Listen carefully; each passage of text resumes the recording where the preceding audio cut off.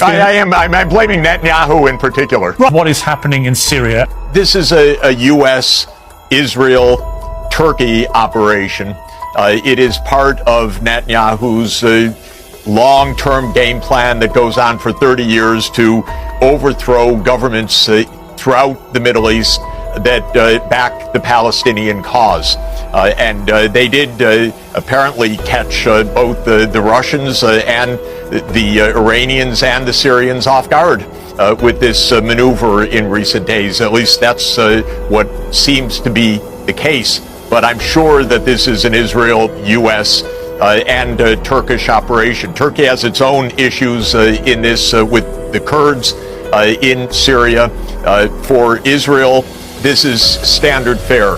Overthrow governments in the neighborhood, expand the war, draw the United States in, and the U.S. Is always available at Israel's behest to play games and expand wars. And that's what we're seeing right now. From what we can gather of sporadic and, of course, very incomplete reports, I don't think that this is going to topple Assad. There are reinforcements pouring in from Iraq, probably from Iran, probably the Syrian forces as well internally are regrouping after having been caught by surprise. But this is essentially at the core a Netanyahu operation. And wars are not fought out of sentiment. Wars are fought with money and armaments. And therefore, you can always find major powers behind these wars.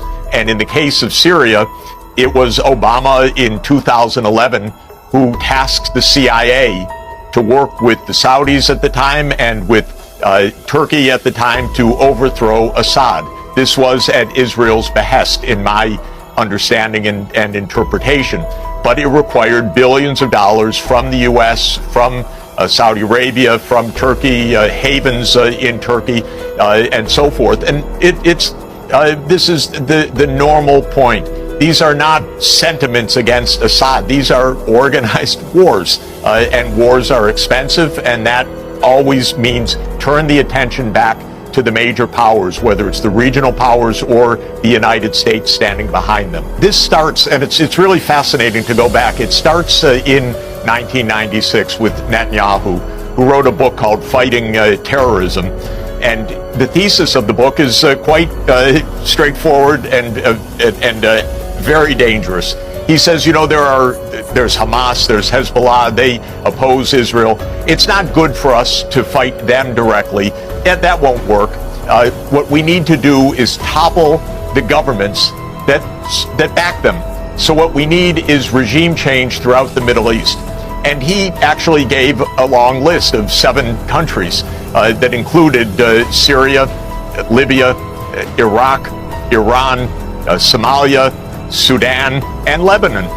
And systematically, the United States has done Netanyahu's bidding for almost 30 years now, going to war with every one of them except for the big one that Netanyahu so much longs for, which is the war directly between the United States and Iran. What we're watching is this crazy Netanyahu idea of regional war so that Israel can have its greater Israel, as they call it. In other words, everything is to stop the Palestinian cause, and the U.S. keeps being involved in these wars. And there was Jake Sullivan again today explaining, terrorists, who cares about terrorists? We're toppling Assad. And this is again for the Israel lobby, basically. But look, you blame...